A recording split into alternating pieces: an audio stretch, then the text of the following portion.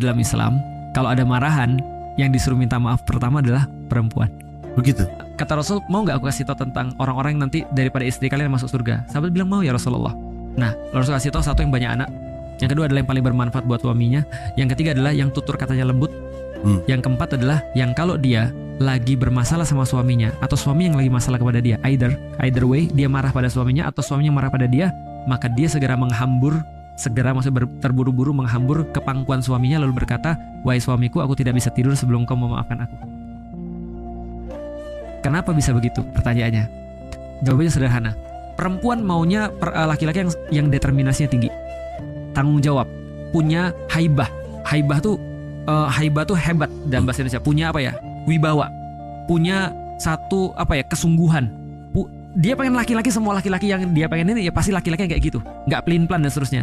Itu satu paket dengan tidak minta maaf. Laki-laki tuh punya ego.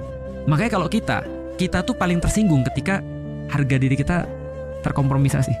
Perempuan enggak. Perempuan itu tingkatan tertinggi dia adalah dia harus nyaman. Laki-laki nggak penting nyaman. Laki-laki itu yang paling penting adalah harga diri. Nah, makanya ketika dia minta maaf itu nggak ngurangin sedikit pun value-nya dia.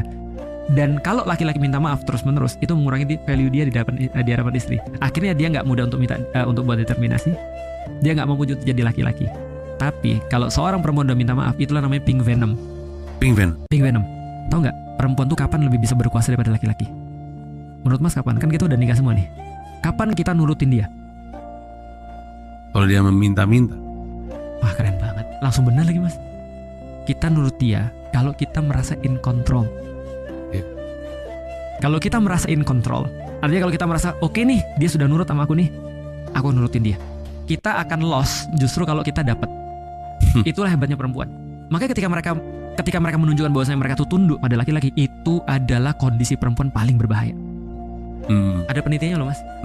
Tentang orang selingkuh di kantor. Tahu, Mas? Nggak tahu. Orang selingkuh di kantor tuh, Mas, itu nggak pamer kecantikan.